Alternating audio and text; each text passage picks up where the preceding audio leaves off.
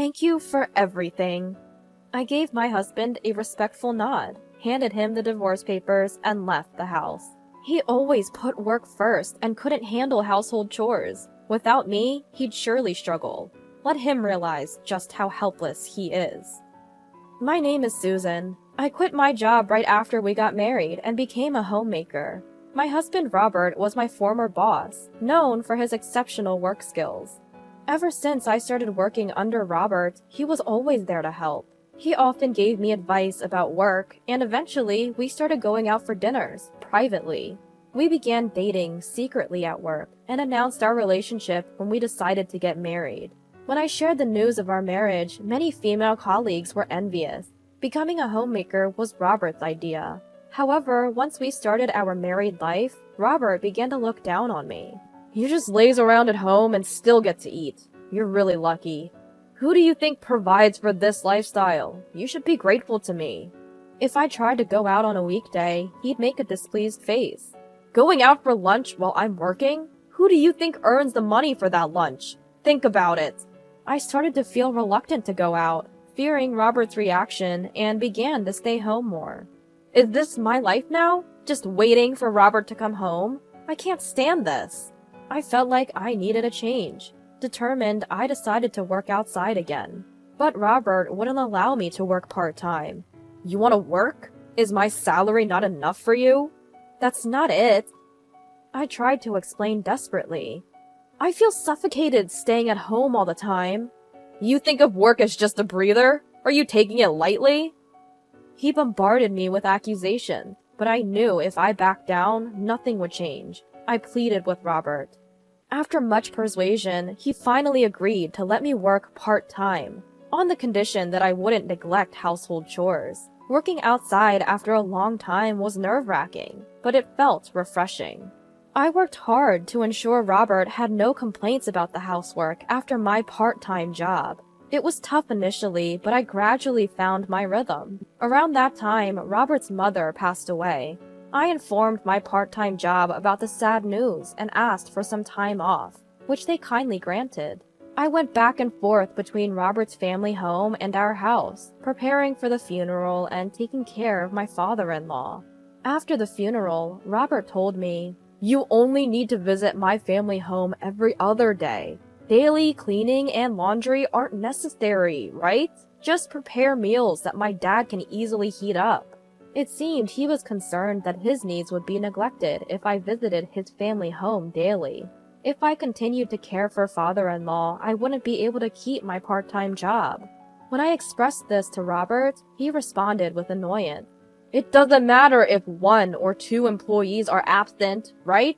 Just reduce your working days. If they complain, just quit. It's not like you're earning much. It's just a breather for you." Reluctantly, I reduced my working days, but I felt guilty for constantly asking for flexibility. I wish father-in-law could take care of himself, but father-in-law was adamant. Household chores are a woman's job. He wouldn't do any cleaning or laundry. He was also picky about food. "This is too salty." Or, "I want something else," were common complaints. Because of this, I often returned home late from his place. One such day, father-in-law didn't want to eat the pot roast 2 days in a row. I had to prepare another meal, which made me late. "You're late! What were you doing? Where's my dinner?" Robert, already home, shouted angrily. "I'm sorry, father-in-law wanted something different, so I had to make another meal. I'll serve dinner right away." I served Robert the pot roast I brought back. "What's this? You promised to take care of the house as usual, right? If this happens again, you'll have to quit your part-time job." "Wait a minute. I was late because I went to your family home, not because of my part-time job." "Enough! You're stretched thin because of that part-time job. Don't ever make me wait again after I come home from work." I knew arguing wouldn't change his mind, but I couldn't accept it.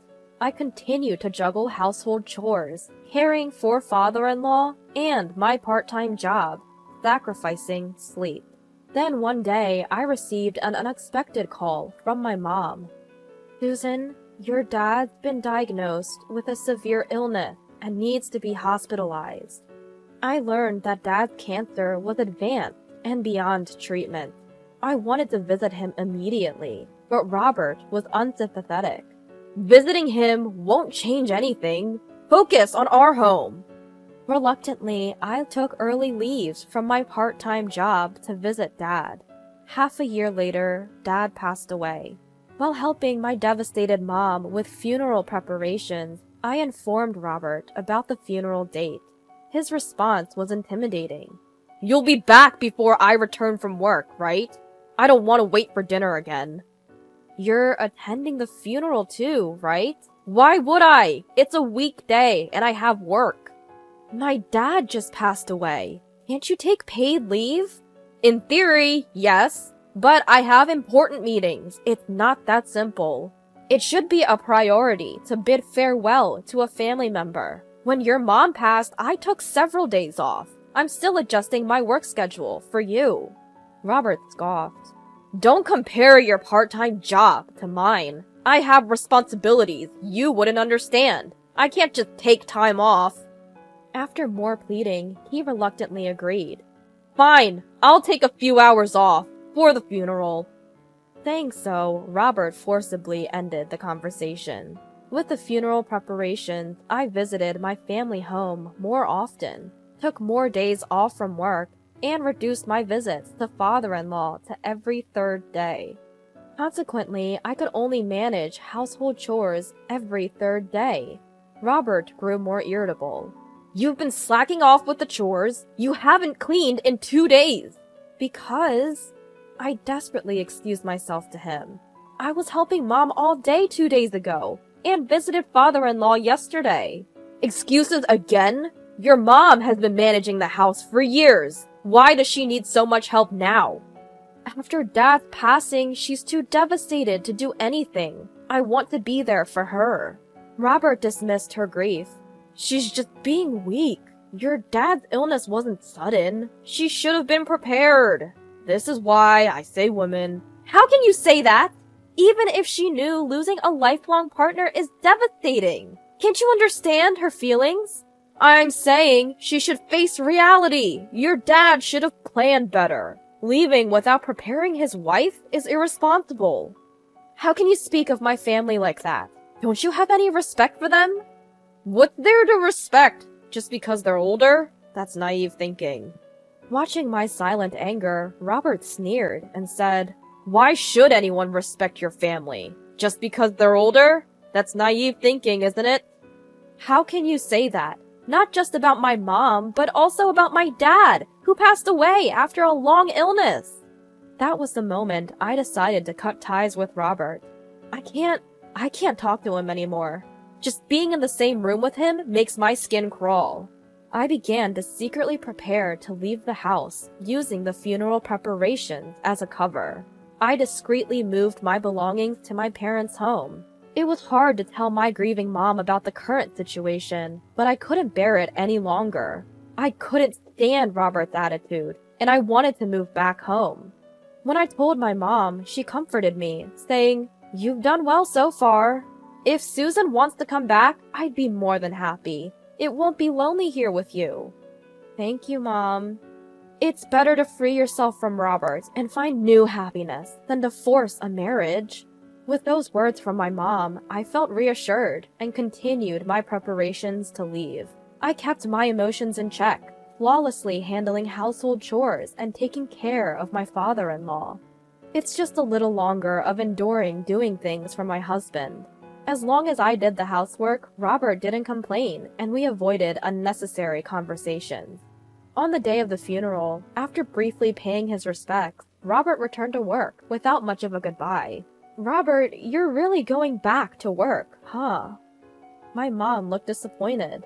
Even though she knew about our situation, she had hoped he would take a break from work during this time. Apparently, that's what Mom was expecting. "Did you see, Mom? That's just how he is." Hearing my indifferent comment, my mom replied, "Well, I guess there's nothing we can do." We both felt reassured that our decision to divorce was the right one. After the funeral, as usual, Robert returned from work. "I'm back." "Welcome home." Robert shouted at my curt response. Welcome home? That's it? I took time off work for the funeral because of you. You should thank me. Thank you? Yes, your family interfered with my work. Now say it. Robert sat arrogantly on the sofa, waiting for my response. I bowed slightly to him and said, Thank you for everything so far. What did you just say? So far? What do you mean? I quickly handed Robert the divorce papers. What? Divorce papers? What's this about? It means exactly what it says. I want a divorce. Robert burst into laughter. Ha ha! You think you can live without my money? If you have time for jokes, make dinner. I'm serious. I'm leaving to live with my mom. She's okay with it. I've saved some money from my part-time job, and they're considering offering me a full-time position. What? A full-time job? For someone as inefficient as you? Goodbye. I handed the stunned Robert the divorce papers and left with just one bag. When I arrived at my parents' house, I fell asleep talking about my hardships and memories of my dad with my mom. Robert kept contacting me, but I ignored all his messages. His messages were still condescending.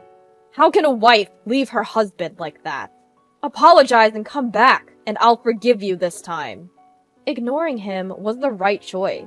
Robert never came to my parents' house. His pride wouldn't allow it. Thanks to that, my mom and I lived peacefully.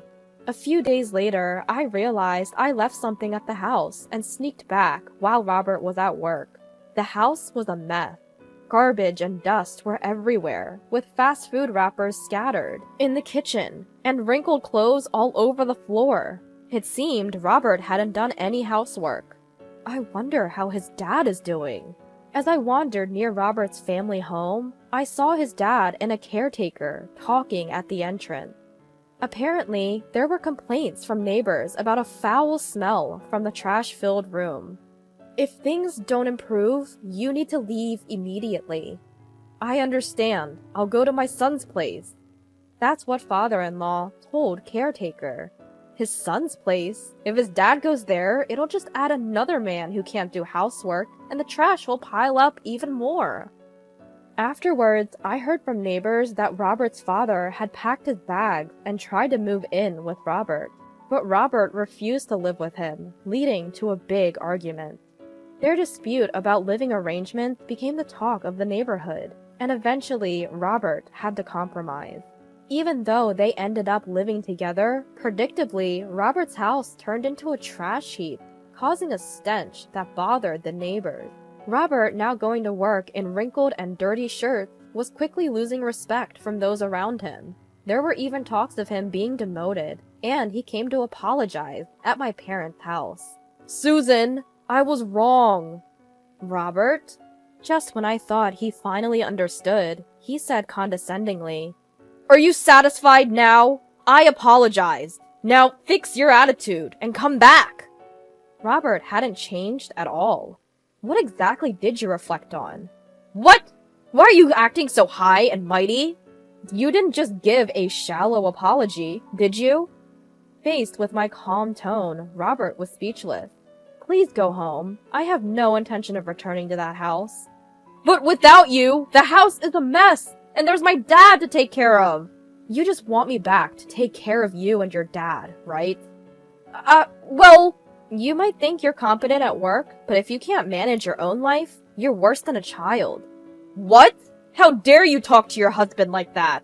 Not husband, ex-husband. We're getting a divorce, so we're strangers now. Wait, I don't want a divorce. Shut up. I am not your servant. You always look down on homemakers. Men like you, stuck in the past and domineering, should just be buried in your trash-filled houses. Stay away from me, you arrogant jerk. I shouted at Robert, locked the door behind him, and when I turned around, my mom was clapping, saying, Well said. After that, I started the divorce mediation process. Fortunately, the offer for a full-time position progressed smoothly, and it seemed I could earn enough to live comfortably with my mom. My mom, who had been down after losing my dad, was gradually regaining her spirit now that I was back. Life with just the two of us is now fulfilling and joyful. According to my lawyer, Robert and his dad are still living in their trash-filled house. Known in the neighborhood as the useless father-son duo, they're the subject of gossip. Robert, unable to sleep properly because of the trash, is always sleep-deprived. As a result, he lost focus, made a significant mistake at work, and was forced to resign. Without the means to hire a housekeeper, their future looks bleak. Looking back, I feel foolish for trying so hard to please Robert. I'm grateful to have escaped a life of constant endurance. From now on, I'll live my life to the fullest.